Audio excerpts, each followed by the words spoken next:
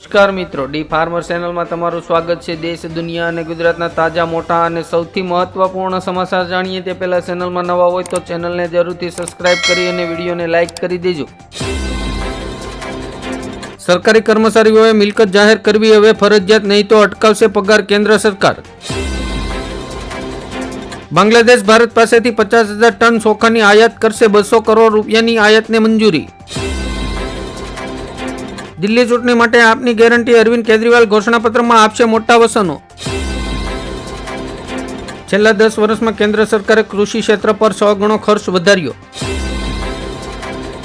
Development ફીના નામે નહીં વસૂલી શકાય મોટી રકમ, સરકાર નિયમોમાં કરશે ફેરફાર। વડાપ્રધાન નરેન્દ્ર મોદી 13 જાન્યુઆરીએ જમ્મુ કાશ્મીરની મુલાકાત લેશે।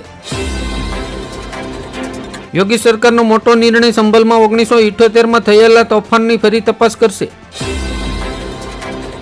કેજરીવાલે કહ્યું, મોદી સરકારે જાટ સમુદાયને ઓબીસી યાદીમાં સામેલ કરવાનું વચન પૂરું કર્યું નથી। ઉત્તરાયણ પર બાળકો ચાઇનીઝ દોરીથી પતંગ ઉડાવશે તો માતા પિતા સામે દાખલ થશે એફઆરઆઈ। એલઆઈસીની વીમા સખી સ્કીમ બની હિટ, 1 મહિનામાં 50,000નો આંકડો પાર, મહિલાઓને દર મહિને મળશે 7,000 રૂપિયા। બાળકો હવે નહીં વાપરી શકે સોશિયલ મીડિયા, ટૂંક સમયમાં સરકાર જાહેર કરશે ગાઈડલાઈન। માઇક્રોસોફ્ટ કંપની ભારતમાં $3 અબજ કરશે રોકાણ, કરોડો લોકોને થશે ફાયદો। ટ્રમ્પે ફરી કેનેડાને બનાવી દીધું અમેરિકાનું સ્ટેટ, ભડકી ઉઠ્યા કેનેડિયન નેતાઓ। મોંઘવારીના માર વચ્ચે સિંગતેલના ભાવમાં 20 રૂપિયાનો ઘટાડો, કપાસિયા તેલમાં સામાન્ય વધારો। નીતિન ગડકરીની મોટી જાહેરાત, રોડ અકસ્માતમાં ઘાયલ વ્યક્તિને 1.5 લાખ રૂપિયા સુધીની મળશે મફત સારવાર। મધ્યમ વર્ગના લોકોને ઘરનું સપનું સાકાર થશે, મોદી સરકાર હોમ લોન પર 4% વ્યાજ સબસિડી આપશે। ભાજપ મંદિર સેલના 100થી વધુ લોકો આમ આદમી પાર્ટીમાં જોડાયા। મમતા અને અખિલેશ બાદ તેજસ્વી યાદવે કોંગ્રેસને આપ્યો મોટો ઝટકો। દિલ્હી વિધાનસભા ચૂંટણીમાં કોંગ્રેસે આપી બીજી ગેરંટી, 25 લાખના હેલ્થ ઇન્સ્યોરન્સનું આપ્યું વચન। સંજય રાવતનો મોટો દાવો, કહ્યું અજીત પવાર સાંસદોને તોડવાનો પ્રયાસ કરી રહ્યા છે। ખેડૂતોને નેનો ફર્ટિલાઇઝર ખાતરની ખરીદી પર સરકાર કરશે સહાય। પોખરણના 26 વર્ષ બાદ અમેરિકા ભારત પરથી પરમાણુ પ્રતિબંધ હટાવશે, જેનો ફાયદો કંપનીઓને થશે। સીએમ આતિશીએ કેન્દ્ર પર સાધ્યું નિશાન, કહ્યું મને ફરીથી મુખ્યમંત્રી આવાસની બહાર ફેંકી દેવામાં આવી। કેજરીવાલની સીટ પર હંગામો વધ્યો, ચૂંટણી અધિકારીએ આપ અને આતિશી પર લગાવ્યો મોટો આરોપ। ગુજરાતમાં શીતલહેરની આગાહી, અનેક જિલ્લાઓમાં તાપમાન 8 ડિગ્રીએ પહોંચવાની શક્યતા। વિદેશમાં છુપાઈને ભારતની ઘોર ખોદનારને છોડશે નહીં, અમિત શાહ। સરકારી બેંકો મંડળીઓના ધિરાણનો બોજો નમૂના નંબર 6માં દાખલ અને કમી કરી શકશે। હવે રાજ્યોની પોલીસ સીધી ઇન્ટરપોલની મદદ લઈ શકશે, અમિત શાહે લોન્ચ કર્યું ભારત પોલ પોર્ટલ। અખિલેશ યાદવે કહ્યું, ભાજપે અધિકારીઓ દ્વારા જાણી જોઈને સંભલમાં હિંસા ભડકાવી અને નિર્દોષ લોકો પર અત્યાચાર કર્યો। રિઝર્વ બેંક ઓફ ઇન્ડિયાએ 1 મહિનામાં 8 ટન સોનું ખરીદ્યું। ડુપ્લિકેટ પત્રિકા મામલે યુવતીને લઈને પરેશ ધાનાણીએ ફૂક્યું રણસિંગુ, પીડિત યુવતીની માટે ન્યાયની કરી માંગ। ગુજરાતમાં એસએમપીવી વાયરસની એન્ટ્રી બાદ આરોગ્ય મંત્રીનું એલર્ટ, લોકોને કર્યા સતર્ક।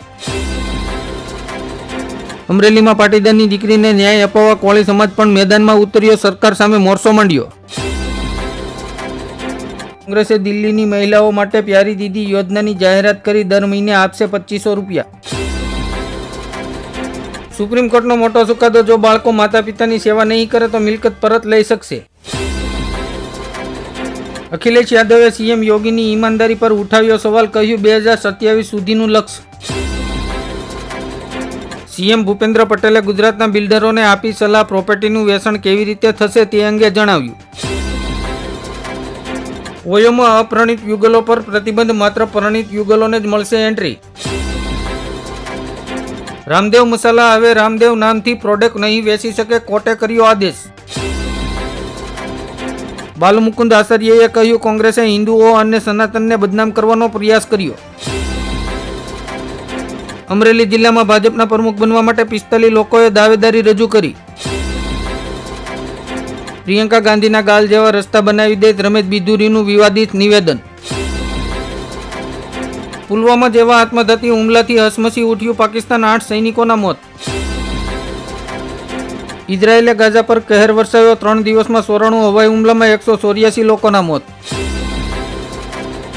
તેલંગાણાના મુખ્યમંત્રી રેવંત રેડ્ડીની મોટી જાહેરાત, ખેડૂતોને પ્રતિ હેક્ટરે ₹12,000ની વાર્ષિક સહાય આપશે. પીએમ મોદીએ કહ્યું, કેટલાક લોકો જાતિના નામે સમાજમાં ઝેર ફેલાવવાનો પ્રયાસ કરી રહ્યા છે. રામ મંદિરની પ્રથમ વર્ષગાંઠ પર અયોધ્યામાં દિગ્ગજોનો જમાવડો, સીએમ યોગી કરશે રામલલ્લાનો અભિષેક. કરશન પટેલે કહ્યું, પાટીદાર અનામત આંદોલન આનંદીબેનને મુખ્યમંત્રી પદેથી હટાવવાનું કાવતરું હતું. કૃષિ મંત્રી શિવરાજસિંહ ચૌહાણે કહ્યું, ખેડૂતોના પાક વીમા યોજના હેઠળ નુકસાનની સંપૂર્ણ ભરપાઈ કરવામાં આવશે. પીએમ કિસાન સન્માન નિધિ યોજનાનો 2019મો હપ્તો 18મી ફેબ્રુઆરીના રોજ રિલીઝ કરવામાં આવશે. કોલેજોમાં જ્ઞાતિ ભેદભાવ સંવેદનશીલ મુદ્દાઓ રોકવા માટે કડક નિયમો બનાવશે સુપ્રીમ કોર્ટ. દિલ્હીમાં ગજવાએ હિંદની શરૂઆત, મુસ્લિમોની વસ્તીમાં રોકેટ ગતિએ વધારો, રચાઈ રહ્યું છે મોટું ષડયંત્ર. 12 પ્રકારની મિલકતના દસ્તાવેજ સબ રજિસ્ટર મંજૂરી વિના નહીં સ્વીકારી શકે. સુપ્રીમ કોર્ટે કહ્યું, સીબીઆઈને કેન્દ્રીય અધિકારીઓ સામે એફઆઈઆર દાખલ કરવા માટે રાજ્યની સહમતિની જરૂર નથી. કેજરીવાલનો પીએમ મોદી પર પ્રહાર, ભાજપના વસનો 200 વર્ષમાં પણ પૂરા નહીં થાય.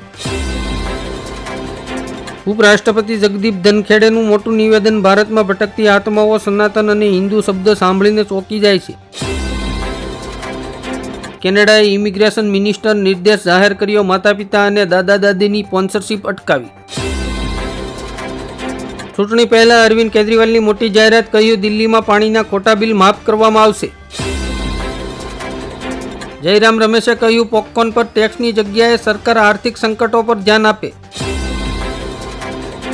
જીઆઈડીસીમાં લીઝ પર આપેલા એકમો થર્ડ પાર્ટીને વેચવા ઉપર સરકાર 18% જીએસટી વસૂલી શકશે નહીં. પ્રજાસત્તાક દિવસ પહેલા ભાજપ દેશભરમાં સંવિધાન ગૌરવ અભિયાન ચલાવશે. ભારતમાં ગરીબોનો દર ગ્રામીણ વિસ્તારોમાં ઘટીને 4.86% અને શહેરી વિસ્તારોમાં 4.9% થયો. ગયા એક સપ્તાહમાં દેશના વિદેશી મુદ્રા ભંડારમાં $4.11 બિલિયન ઘટાડો. પ્રિયંકા ગાંધીએ કહ્યું, સરકારની નીતિઓએ કરોડો લોકોની આર્થિક સ્થિતિ નબળી કરી છે.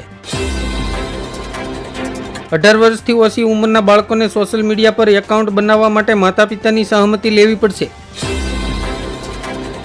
પીએમ મોદીએ દિલ્હીમાં ફૂક્યું ચૂંટણીનું બિગુલ, આપી 4500 કરોડની ભેટ.